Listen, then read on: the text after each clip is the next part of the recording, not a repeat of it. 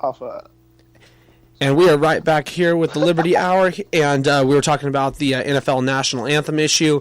Dylan, go ahead and give your opinion on it. What are your thoughts on the new policy?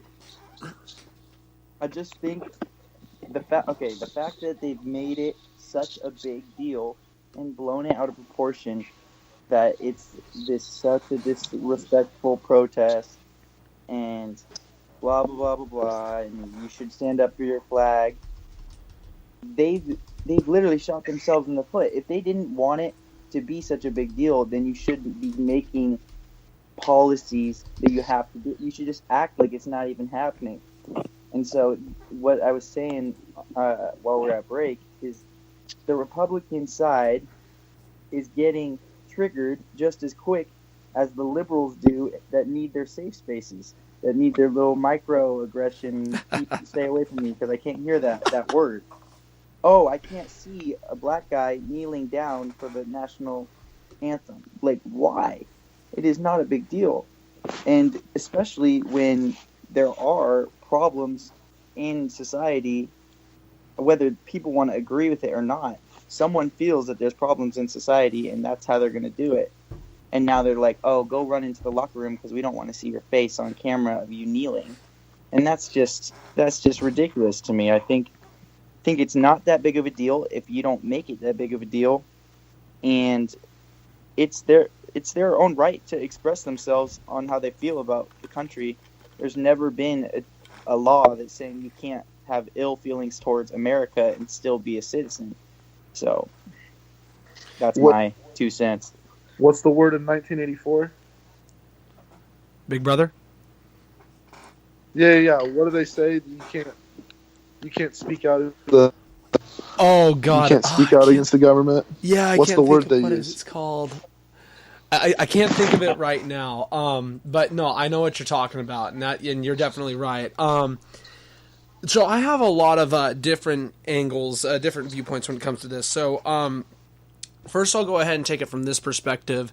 Pretty much the only thing I will give this policy is the NFL is a private organization, and they have the freedom to come up with whatever policy they feel is correct. And the players do have to abide by it because it is that organization or that business, if you will. However, at the same time, I mean, if our president didn't bring this up as an issue, last season, we wouldn't be having this policy or discussion right now. And I think one of the main reasons Trump brought it up is I think he's still salty that he's not an NFL owner. Back in 2014, he wanted to own the Buffalo Bills, and that didn't happen. And so he ended up running for president, obviously successfully won it, and now has this big hoorah against the NFL. So I think that's definitely an aspect of it. Another is, everybody wants to talk about patriotism and throw that word out there all around. There's a difference between patriotism and nationalism, and nobody wants to talk about that. So patriotism is the quality of being patriotic or vigorous support for one's country. The difference is nationalism is an extreme form of it, especially marked by a feeling of superiority over other countries, advocacy of political independence for a particular country. That's what's obviously talked about a lot of time when it comes to Nazism and stuff, the National Socialistic Party, and so there's a huge difference between patriotism and nationalism that isn't brought up as well when you have this discussion. Another thing when it comes to this is it's been pretty damn pathetic, in my opinion, that sports talk shows have brought this up much more and have covered this in much more detail than our current news. Our news is obviously, they're focused on some things that are important, don't get me wrong, when it comes to like primaries and stuff like that, other things that are going on that are important. But, I mean, this is something that is definitely important. A lot of people watch football, a lot of people watch the NFL, sports in general. And, now you've got people in the sports world like Steve Kerr who are talking out against it, saying it's an idiotic policy, idiotic move. And it's pretty pathetic, in my opinion, that sports talk shows have covered this in more depth than our news. One other thing, and this will be the final thing, and the main thing I want to bring up when it comes to this is the issue of players protesting for the national anthem. is used as a shield. What I mean by that is it is a very interesting mechanism used by, I'm not just going to say conservatives because I don't want to paint them all in one bunch, but painted by these people who think that showing your love for the country is actually more important than fighting for issues that will affect it in a positive way. And when I say it's used as a shield, what I think is we are talking about this more than actual things that are institutionalized racism in this country that we could solve. So, for example, people are pushing this as the narrative through establishment press all the time, saying, this is the important thing, or, a person who happened to say a word out of context or something like that, that makes them racist or stuff like that. They use that as the main issues to attack racism or say that, this is terrible. In reality, they don't talk about the actual substantive issues. For example, black Americans, specifically black males, are targeted 4 times more when it comes to nonviolent drug crimes in this country when whites and blacks use drugs at a similar rate. And this isn't just under Trump. This was the same thing under Obama. This was the same thing under George W. Bush. And you could go back to Clinton, who was a Democrat, who set up the crime bill, which put many more African Americans in jail. You could go back to Reagan when the whole crack versus powdered cocaine, when African Americans faced so more harsher penalties and crimes for jail time when it came to crack versus powder cocaine, which is more of a rich drug, which at that time was obviously more attributed to white Americans. You could go to certain things in our police force, and I'm not going to get into that because there are certain things I agree with and disagree with when it comes to that. But that's obviously something that is mentioned sometimes, but not as enough as it should be. So when you talk about all of this stuff and you bring up the context of racism pretty much ever since the Civil Rights Act that has been carefully constructed by our own government, it's pretty damn sickening that we have this is the main issue that's being talked about to shield away from the actual issues that are facing African Americans in this country. It's not just that, too. I mean, I will harp on Democrats on this as well. We have affordable housing in California. What ends up happening, and that's not just here, that's a part of other states in the country as well, that actually ends up hurting the market because you don't allow the market to drive prices down. And in reality, you make it to where African Americans are more hurt, they're more out on the street more, so they're more vulnerable to crime, they're more vulnerable to committing crime at that point because they are desperate and they need money so they can survive, have their family survive. So, all sides are to blame on this. And in the end of the day, I think these players are standing up for some of these issues, and nobody wants to talk about that. They just want to talk about these players and that they're unpatriotic as used as a very interesting mechanism to try to basically shield away from the actual important issues and mainly put these players as the scapegoat.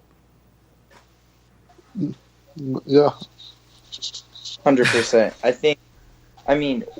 Why attack the player? Why not think about the issue that they're talking about and see if there is an issue? Like, is there?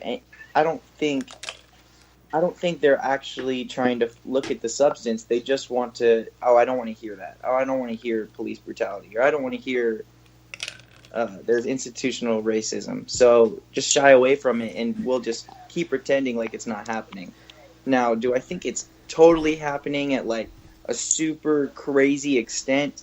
No, I don't. No. I don't think that the positions of maybe the more leftist groups are correct, but I definitely believe that there is a valid point within their protests, and for us to say, oh, you can't do that, I just think it's ridiculous. And NFL is a private institution. They can do what they want, but it's lame. It's lame because this is their chance. So many black people really don't have a fair shot in this country. And I lived in Georgia for a time and, walked through the projects and met these people that were predominantly black and poor and had nothing, and they never really thought they were going to have anything because of the way that was just the way life was.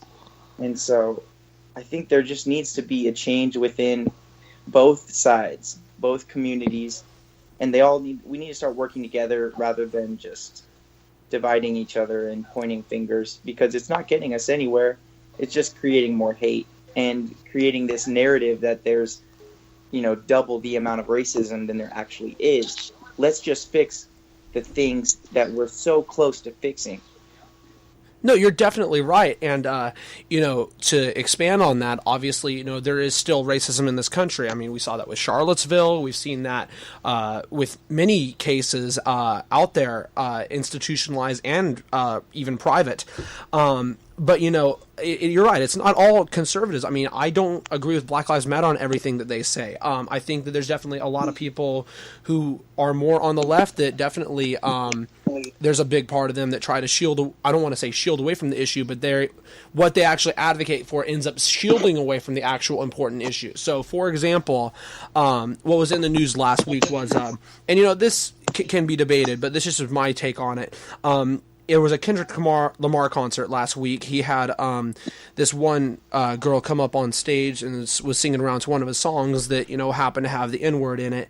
And, she, said the word. And as I'm not going to, advocate for people to say that because that's a terrible word. It has terrible context and stuff like that. I think in today's world, the N-word has somewhat of a different context. I think people use it as a way to, say my friend, my brother, stuff like that, even though it can obviously still be used in horrible ways and has terrible historical context. I think people ignore sometimes context when stuff like that's being said and just automatically call that person a racist and stuff like that. And I don't think that that's fair either. And I think that that's another way that conservatives actually can find a way to hit on people on the left and say, that they're all free speech, Nazis, and they want to, go out at them and stuff like that. And that hurts, trying to solve the issues as well out there. So definitely I put a little bit out there on them. It's not just that, but, you throw out a lot of other issues as well. I think you're right. Overall, what you said, Dylan, I don't disagree at all. You guys have anything else to add on that? No, sir. Cool. Yeah, that's pretty much it. Yeah. I just hopefully we don't have to keep bringing this up and we can actually talk about substantive issues. That's what I would like to see anyways. I'd like to see some positivity come out of it for sure. But hey, I want to just thank you guys for being on. It's been great being able to talk about all this with you guys. Hopefully we see a good finals for sure. And I want to thank you for being on again, Zach. I appreciate it, and thank you for being on, Dylan. You guys were a pleasure. Thank you guys. No problem, man. Thanks for having us. Yeah, for sure. Definitely have to get you guys on sometime in the future. And you guys have a good one. You too. Follow all right, me peace, on guys. SoundCloud, D-Munch. D-Munch on SoundCloud. Follow them, guys. D-Munch on SoundCloud. All right, you guys have a good one. Later. Peace. All right, so that was great. Had a great discussion with them. I'm kind of glad I got to do an all-sports show for once. It was nice to kind of be able to, do that. I don't always get the luxury. I always seem like I have, only one person on, and I do, politics and sports. It's nice to split it up once in a while, and it was nice to have another voice on. It was nice to kind of have other people to kind of guide the discussion, help me organize some stuff throughout the show as well. But seriously, thank you guys for being on. You guys were a pleasure. Zach Lowe and Dylan Munch. Again, D-Munch on SoundCloud. I will have to go follow him myself right over there right now. I'm going to take a little break for you guys. We're going to play one more song, and then we'll come back probably with just a little bit of final thoughts for you guys. I'll probably give my thoughts on a little bit expanded what the Warriors need to do and what we're looking at moving forward in terms of the primaries and stuff like that. Talk to you guys about my vacation that I had. Just went to Santa Cruz and Monterey. Tell you guys a little bit about that. And we'll be right back with one more part for you guys.